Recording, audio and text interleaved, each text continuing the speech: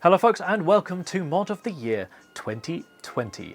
Yeah, sure, it's been a pretty rough year, I've got to admit, but the projects were fantastic over the last year, and I think it's about time that we crowned some champions.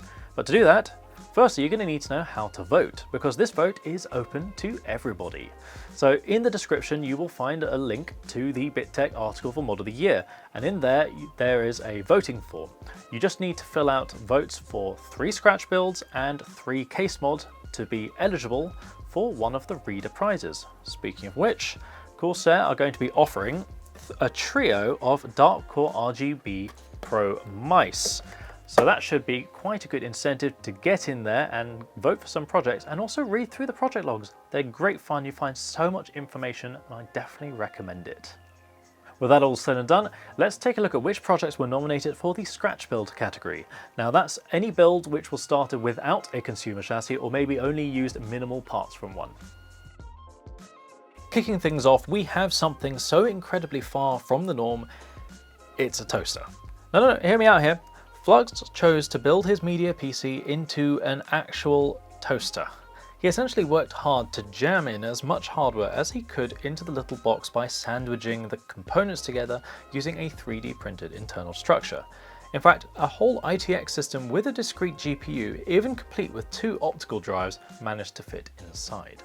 Of course, not content with just the novelty factor of the enclosure alone, he even went so far as to make the discs pop out simultaneously using a button on the front, just like when your toast is ready. Of course, the joke runs even further still, with amber LEDs added to the interior that genuinely makes it look as if you're toasting the drives. I suppose you just need to be extra careful when burning discs, eh? Toaster is such a fun project and a keen reminder that the glitzy high-powered project isn't the only way forwards. Now, considering that this was Mad's project for basic carpentry, I think it's pretty safe to say that we should be rather excited for what he can accomplish when he's been in the field for even longer. Beautiful Oak is a wonderfully classic piece of furniture that makes the most of the signature material, oak. With the woodwork being his main focus, the fit and finish is superb. For instance, the finger joints on the PC shelf or the underside bevel on the worktop. The PC itself is clean and elegant thanks to having a space underneath the motherboard tray to route the cables and other clutter. By building the PC into a drawer, the whole system can be slid out for ease of access, which is a really nice touch. This is all then finished off with an appealing rigid tube water cooling setup that mirrors the angular approach of the desk. The premise of the module thingy was as a personal challenge to craft something unique by hand using materials that were readily available, which led to some really interesting shapes and forms being used. The majority of the case is constructed from bent aluminium sheet, all measured and cut by hand. Taking on an ITX form factor similar to that of the Phanteks Evolve Shift, careful consideration was made for airflow and cooling in general, with vents and fans placed strategically around the frame. The details really finished this project, however. Alongside the LED lighting, Jean opted to use quilted leather to wrap some of the outer panels, and even went so far as to Ito wrap the carry handle in 550 paracord.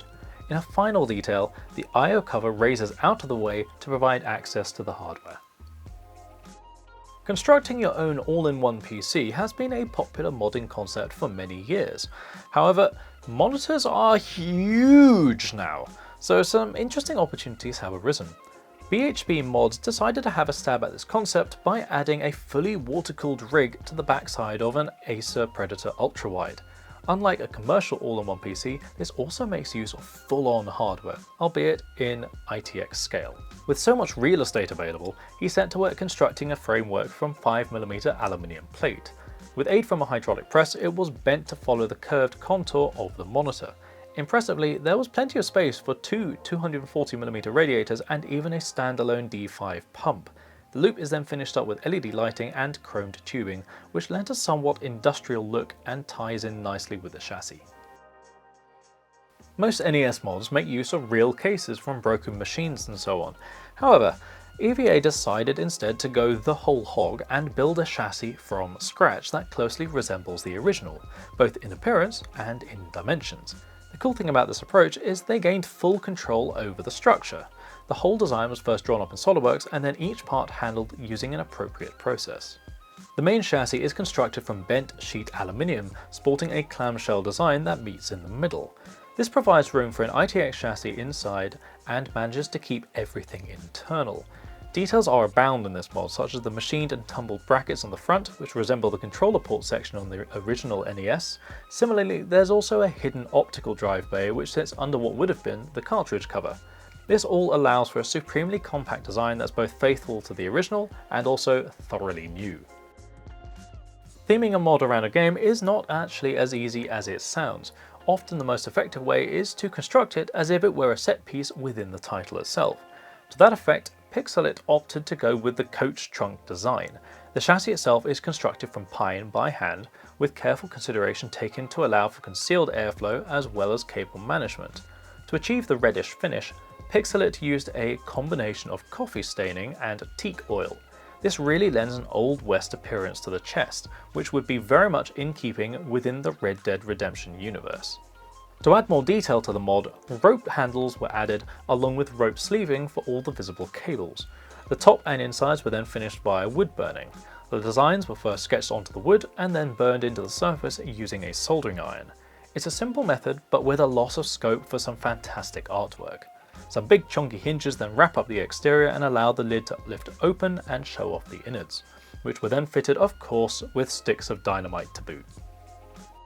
ROG Pagoda is a striking mod with a surprisingly straightforward structure at heart. The majority of the chassis is constructed in a similar fashion to an in-wind H-frame, using multiple layers of black, clear and orange acrylic, all secured with spacers. The twist with the design is that Jones 965 3D printed the spacers so that everything could line up exactly how he wanted. This was combined with a solid internal chassis built from aluminium box sections secured with angled brackets.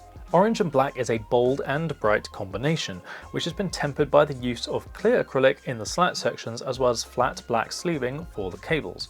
Speaking of which, this build has a decidedly small footprint despite being a full ATX system in an open chassis design. This was achieved by using a sandwich approach, with the radiator and the power supply on the back and the motherboard and the vertical GPU in the front. The cables were then made from scratch and passed through the internal panels from one side to the other. The build is then finished off with a CPU custom loop and side illuminated ROG text panel. Spirit of Motion is a true labour of love. Crafted specifically for the modder's father who has a keen interest in classic automotive design, inspiration was drawn from the 1938 Graham car of the same name. To craft the unique shape he had in mind, MaximumBubbleMods set to work drawing the case in 3D in preparation for CNC milling and waterjet cutting the main metal sections. He started with the rear, which was machined from 1/2 inch thick aluminium billet, which was then welded together, finished and later painted. The reason this section was specifically made beefy is that the entire front section hinges from it. Speaking of the front, it's crafted from 25 separate aluminium elements, all of which were welded together and then hand finished to achieve a smooth profile. To fabricate the rounded panels and vents, MaximumBubbleMods chose to 3D print them. The parts were printed, prepped and then painted in matching red. The remaining interior elements were then also 3D printed and finished in black. The final project very much carries forward the intended aesthetic and looks as if it popped straight out from an automotive museum. S.PiC is another modder who's no stranger to Mod of the Year. Now Sputnik is the culmination of his research that he's done in previous projects as to how to make use of sheet metal fabrication. The chassis itself is primarily built from laser cut aluminium, which was then bent and riveted together. The next step involved deburring and sanding down all the panels along with painting them in black and white. The triangular prism shape is really rather unique in that the chassis can be placed in different orientations, such as on its side or stood vertically. Cooling is then handled via a multitude of vents positioned around the panels and on the ends. There are lots of little details to be found in this design too, such as the sweeping triangular vents on the top, which are constructed from radiating intersecting curves. The SSDs add a final splash of colour to the mix without pushing the lighting over the edge. Cabling is an art form. It's immensely difficult to achieve perfectly smooth runs all the way from the power supply through to the components, especially when everything is on show. Fortunately, Lowfat is a veteran in this field. The Crippled God makes tremendous use of the cabling as a primary colour theme. However, there's also a lot more to see too. For starters, the case is made from scratch, primarily using 3D printed parts and aluminium extrusions. The largest panels had to be split, printed, and then joined back together once more without any visible seams. When sprayed with the textured finish, you'd be very hard pressed to tell that any of the parts were in fact 3D printed at all. The incredibly clean cable runs are largely achieved through exceptional planning. Behind the motherboard tray there's a curve where cables are able to cross over one another. Now by making use of an appropriate power supply and then manually rearranging parts of the pinout, these sorts of runs can be achieved. The bright pink and blue cables really stand out against the textured black chassis and definitely lend the build a unique flair. Unfortunately, I still haven't learned how to pronounce Nhenhophach's name correctly. However, I hope I can explain the rig a little bit better to make up for it. Tubeless is a build that's not really like others for several reasons. Whilst the concept of using no visible tubes isn't a brand new one, I've not seen it executed quite like this before. When this rocked up in Mod of the Month, quite a few of us were suitably baffled because the liquid is routed through the motherboard itself into the CPU block. This was accomplished via a set of custom turned spacers that flow through the CPU socket mounting holes. Naturally, this meant a replacement CPU block top also had to be crafted in order to accept these new connections. The GPU block is then of course connected to a distro system beneath via a custom terminal, which then flows into the radiators, which are mounted directly also using bits power D plugs. Last but not least, we have the external aluminium structure, which has been machined with matching precision and then anodized. The whole assembly pivots on a central axis as if it weren't extra enough already. Ostrovak took on the challenge of completing his first scratch build with true gusto, choosing to use wood for the structure. He set to work designing a chassis that would slot into a smooth exterior. The bulk of the interior is made from ply, which was then glued and screwed together and accented with pine. With two radiators hidden inside, airflow was an important consideration, so to work around this, he added large chambers around the radiators so that ample air would be able to reach them, which is often a sticking point for rigs where the vents are hidden. This construction was all achieved using fairly basic hand tools and power tools, quite the feat for a first project. In addition to the woodwork, he's also made use of 3D printing to construct many of the complex elements, such as the I/O brackets, hard drive caddy, and dust filter holders. The hardware is then complemented by custom wiring, which was made from scratch, sleeved and cut to length in order to keep things clean and organised. The wires themselves were even pressed in one by one through the panels in the case itself in a fan arrangement.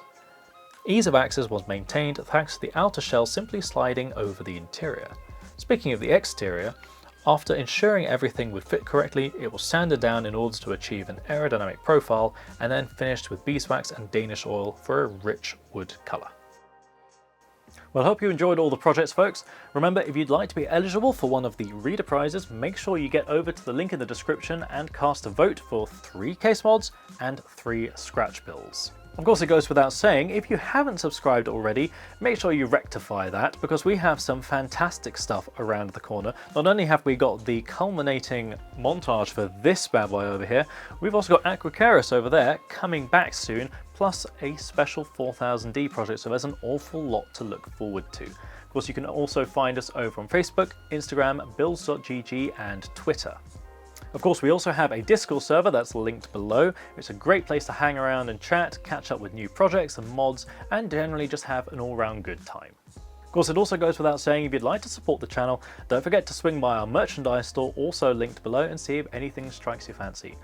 Take care, folks, stay safe, and I'll catch you next time.